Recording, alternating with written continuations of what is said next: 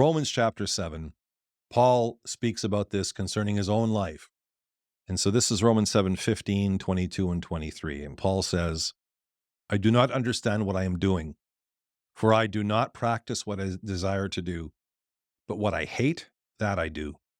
For I delight in God's law after the inward person, but I see a different law in my members, warring against the law of my mind and bringing me into captivity under the law of sin which is in my members.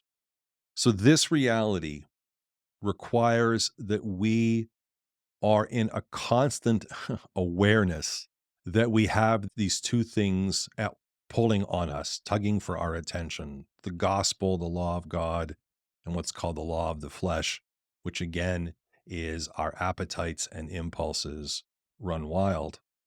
And getting all that in check does not happen automatically, but it requires that we apply ourselves to it. Our old broken nature always wants to take over again. Paul again, 1 Corinthians 9, verses 26 and 27. I therefore run not aimlessly. I fight not beating the air, but I beat my body and bring it into submission, lest by any means, after I have preached to others, I myself should be disqualified. So, what he's talking about there is that keeping this all in check and making sure that we are actually living by the right law, and this thing is actually guiding our lives, requires some vigilance. It requires some effort. And every now and then it's going to require a struggle. And to that end, it is going to require training. The Greek word askesis, where we get the word ascetic from, means training.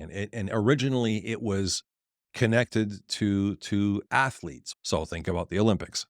To keep all of this in check, it requires that we train ourselves up. And there are three pillars to our ascetic efforts. Jesus gives us instructions on all three of them in the Sermon on the Mount. The first pillar is prayer, both corporate, liturgical, and personal. And the key, very briefly, to a functional, healthy prayer life is consistency. That when we are attending church, we do it on a consistent basis, and when we're praying at home, we pray on a consistent basis. The second pillar is fasting.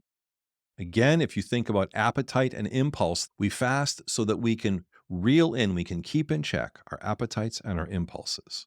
Much of the law of sin that Paul talks about is allowing our appetites and impulses to get the best of us. We have to focus on these things and keeping these things in check. So we have prayer, we have fasting, and then the old English word for the third one is almsgiving, sometimes simply called charity, but we could simply say selfless acts for others. Being kind, simple as that, just be kind. Luke 6:36, be merciful as your Father in heaven is merciful. We need to do that. In Acts 10, the centurion Cornelius, it says, your prayers and your alms have come up for a memorial before God. See, the alms of Cornelius have been blessed by God. It's part of the spiritual life.